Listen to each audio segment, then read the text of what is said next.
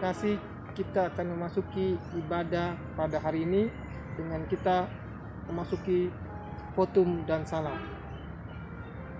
Pertolongan kita dalam ibadah pagi hari ini datang dari pihak Tuhan yang telah menjadikan langit dan bumi. Turunlah atas saudara sekalian anugerah dari Allah Bapa, kasih dari Tuhan Yesus Kristus, pertolongan dari Roh Kudus menyertai kita semua dalam ibadah pagi hari ini. Haleluya. Amin.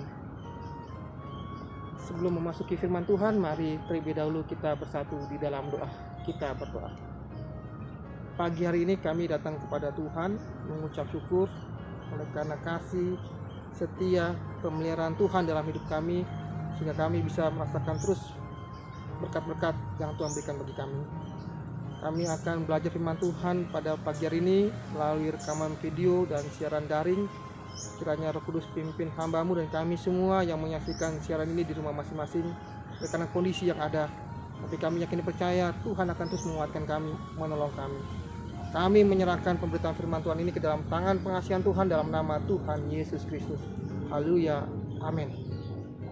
Jemaat terkasih, mari kita membuka firman Tuhan yang terdapat dalam kitab Injil Yohanes pasal 1 ayat 43 sampai 51 sebagai dasar untuk kita belajar firman Tuhan pagi hari ini. Saya akan baca untuk Bapak Ibu jemaat di rumah. Mari menyimak Alkitab masing-masing. Firman Tuhan berkata, pada keesokan harinya Yesus memutuskan untuk berangkat ke Galilea. Ia bertemu dengan Filipus dan berkata kepadanya, ikutlah aku. Filipus itu berasal dari Betsaida, kota Andreas dan Petrus.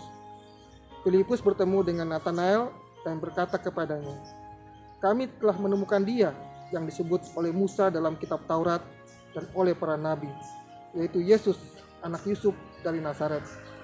Kata Nathanael kepadanya, mungkinkah sesuatu yang baik datang dari Nazaret? Kata Filipus kepadanya, mari dan lihatlah. Yesus melihat Nathanael datang kepadanya, lalu berkata tentang dia, lihat, inilah seorang Israel sejati, tidak ada kepalsuan di dalamnya. Kata Nathanael kepadanya, bagaimana engkau mengenal aku? Jawab Yesus kepadanya, sebelum Filipus memanggil engkau, aku telah melihat engkau di bawah pohon ara.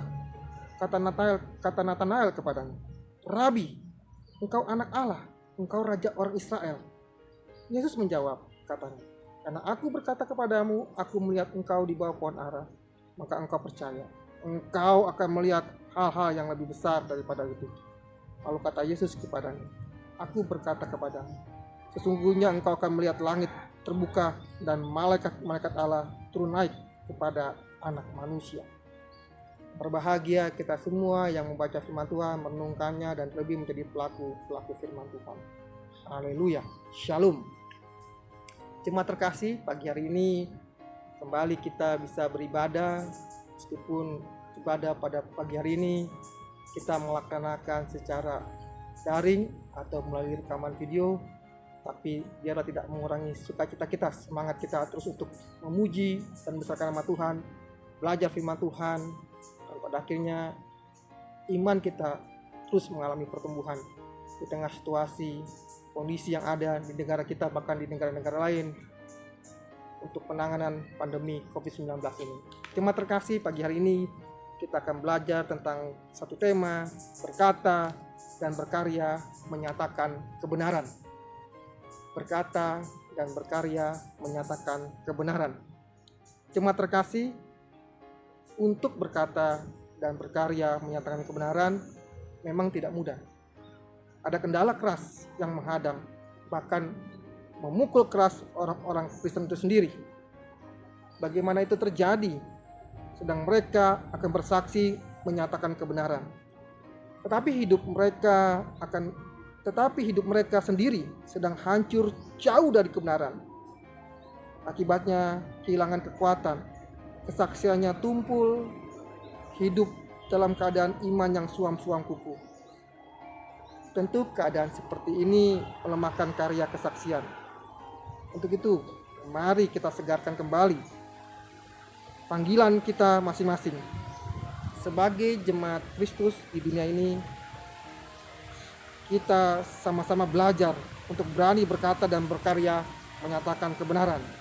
dengan kuat dan gagah, tanpa cacat celah, bahkan berdampak bagi dunia.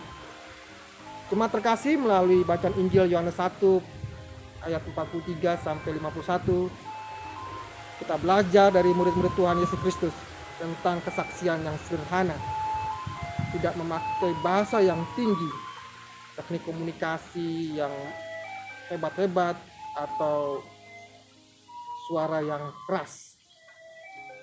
Ada hal penting yang kita pelajari agar kita mampu berkata dan berkarya menyatakan kebenaran, sehingga kita dapat menjadi saksi Kristus yang sederhana.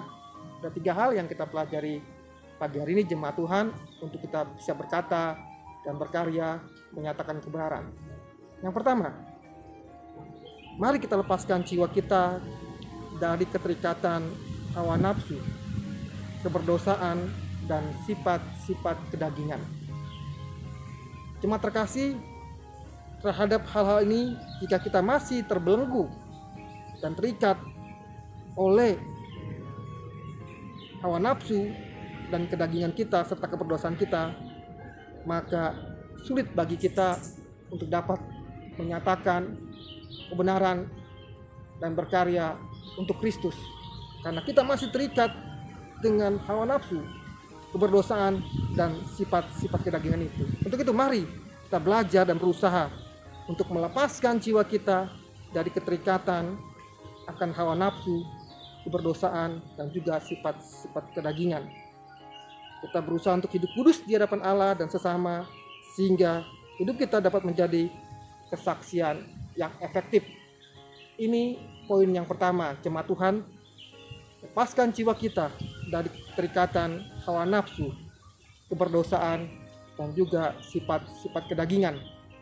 Bapak Ibu bisa baca dalam Galatia pasal 5 tentang sifat-sifat kedagingan, dan juga tentang buah-buah roh itu menjelaskan bagaimana kita harus lepas dari hal-hal tersebut. Poin yang kedua, supaya kita dapat menjadi orang yang dapat bersaksi dengan efektif mengatakan karya dan kata kebenaran adalah buatlah jiwa kita selalu terikat kepada Tuhan. Buatlah jiwa kita selalu terikat kepada Tuhan. Mari kita memiliki relasi yang mendalam dengan Tuhan dan sesama. Tentunya melalui mesbah pribadi, mesbah keluarga, dan juga ibadah secara berkelompok. Kalau nanti kita sudah bisa melaksanakan ibadah, kita akan bisa bersama-sama menyatakan kasih kita, menyatakan sukacita kita melalui hubungan yang intim dengan sesama, tentunya dengan Tuhan. Buatlah jiwa kita selalu terikat kepada Tuhan, sehingga akhirnya kita dapat menjadi saksi-saksi Kristus dimanapun kita berada. Mari kita giat membangun relasi dengan sesama juga, melalui hubungan yang harmonis dengan keluarga, jemaat, tetangga, masyarakat, agar kasih karya Kristus nyata dalam kehidupan kita. Dan yang ketiga, yang terakhir jemaat Tuhan, mari kita menjaga kata, karya yang kita lakukan berdasar nilai luhur iman Kristen. Berkata dan berkarya dengan ketulusan, kejujuran, rendah hati, melayani, mengasihi, mengampuni, itulah yang Tuhan Yesus ajarkan kepada kita, dan kita berusaha melakukan hal itu dengan menjaga kata kita, karya kita yang kita lakukan berdasar nilai luhur iman Kristen. Inilah 3 poin jemaat terkasih supaya kita dapat menjadi orang-orang yang berani berkata dan berkarya menyatakan kebenaran di tengah situasi kondisi yang ada, karena memang kita sebagai orang Kristen diharapkan menjadi saksi-saksi Kristus dimanapun kita berada, baik di rumah, di lingkungan kita tinggal, di gereja di mana kita beribadah, di kantor atau tempat di mana kita bekerja. Mari kita berani berkata dan berkarya menyatakan kebenaran. Jemaat Tuhan, kesaksian kita di dalam kata dan karya menyatakan kebenaran, keberhasilannya bukan masalah banyak besarnya kesaksian kita atau viralnya hasil yang akan kita capai. Tetapi keberhasilan itu dilakukan saat kita bersedia melakukan kesaksian tersebut dalam segala keterbatasan kita, apa adanya diri kita. Pada waktu kita bersaksi, kita berkata jujur apa adanya. Roh Kudus memampukan kita untuk berani bersaksi melalui kata dan karya yang menyatakan kebenaran. Tuhan Yesus memberkati kita. Mari kita berdoa. Kami bersyukur Tuhan, kami sudah belajar firman Tuhan secara singkat melalui ibadah daring dan juga rekaman video. Biarlah jemaat yang mendengarkan di rumah masing-masing dapat diberkati Tuhan, dan kami bersama-sama dapat melakukan kebenaran firman Tuhan. Pagi hari ini kami membawa doa syafaat untuk jemaat Tuhan yang masih bergumul dengan kesehatan. Kami berdoa untuk Pak Rinto yang sedang dirawat di rumah sakit Berayat. Kiranya Tuhan menjamah, memberikan kesembuhan kesehatan Tuhan, dan dapat kembali beraktivitas seperti sedia kala, baik di sekolah di mana dia boleh mengabdi, di rumah tangga, di lingkungan dia tinggal, bahkan di gereja di mana hamba-Mu ini melayani Tuhan.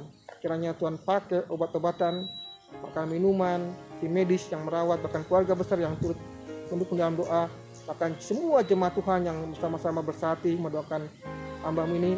Kiranya Tuhan akan memberikan kesembuhan, bahkan pemulihan kesehatan bagi jemaat lainnya, untuk Ibu Siti Budirianti, untuk Bapak Riki Pangemanan, untuk Saudara Andi Olens, Ibu Surip Suwarno, dan jemaat-jemaat yang lainnya yang masih bergumul dengan kesehatan. Tuhan memberkati. Kami juga berdoa Tuhan untuk pertumbuhan jemaat Tuhan GKP Orang Sumarmo. Kiranya Tuhan akan menolong sehingga di tengah-tengah situasi seperti ini tidak mengurangi, tidak membuat iman kami goyah, tapi kami semakin yakin Tuhan terus menyertai kami karena kami memiliki Allah Immanuel.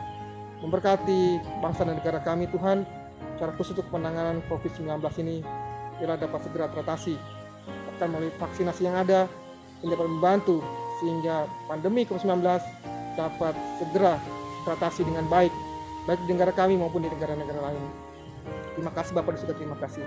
Memberkati jemaat Tuhan, baik dari anak sekolah minggu sampai komisi lansia.